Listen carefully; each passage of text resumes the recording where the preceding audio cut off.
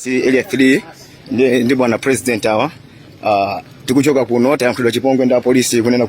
kuti tabwera ndi nkhani zopanda pake kuno ku polisi ndiye tinapita ndi president Chihana kumeneko komanso executive ya chipani cha Ford kunena kuti akuti ife tikupanga zinthu zopanda pake palibega mlandu apa koma to be honest tinakaphedwa sizinali bwino anyamata anyamulazi kwanje akinamulo anthu na kuti atipweteka mukhoza kuona galimoto iluko galimoto ili glass la pkanyika apkanya glass mene ndi miyala yosei imene anyamata MCB amaponya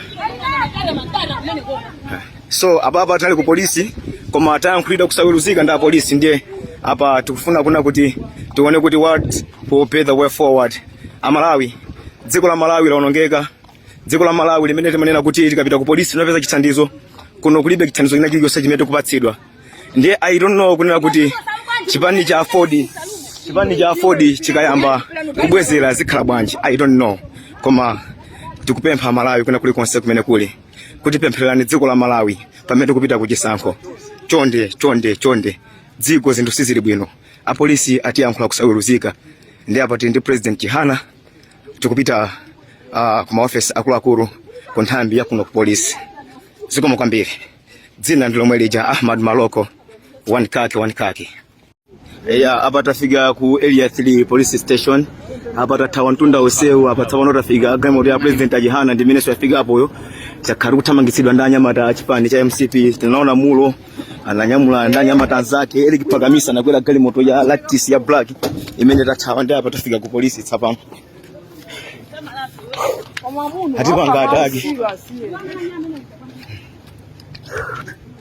atakufuna ine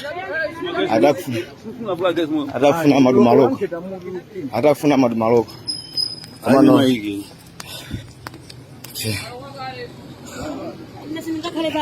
apa tuli ku polisi nditu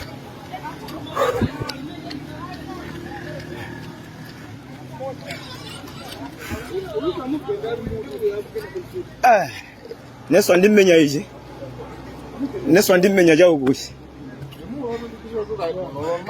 mulo nguvala kabudula mutaona se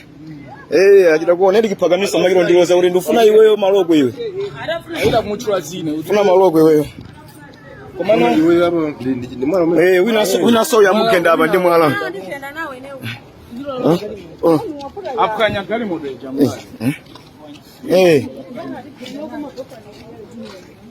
yora Malawi ndi apa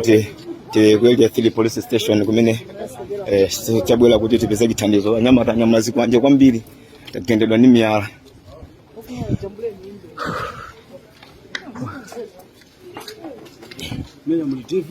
David amana kambali night ili amende sandi David ndaona sasa wakulo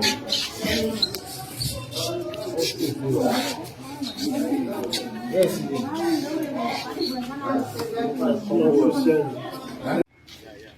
aba president akuchoka ku polisi kumene anapita kudandolaso ku department ina so mwina bwana president muli bwanje chiri bwino mwina tingotenga ku kanthawi pang'ono tingofuna tingodziwa kuchokera kwa inu kwa dziko la Malawi panopa like chidwi pa nkhani zimene zachitika pa Nchesi pamulo tamvetsedwa kuti mumachokera ku maliro makamaka chinachitika ndi chani your excellency zonadi tinachokera ku maliro ndiye ife tinachoka nzatha kupita kumanda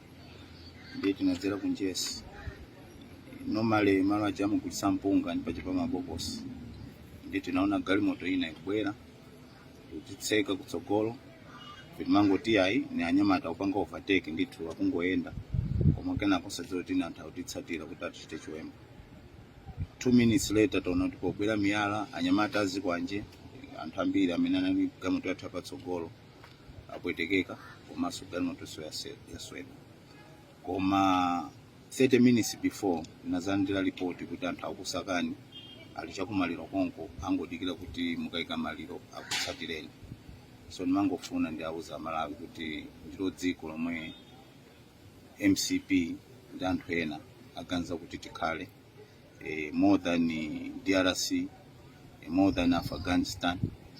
ungokhanga tsopano we are in a war zone si democracy mwe ifeyo tinaimenyera kuti nimene zinthu zikhalire ndiye tiona kuti zipitali zipanga bwanji chifukwa polisi ma department onse tapanga report ndiye ife tasira polisi kuti tuone zimene iwo apange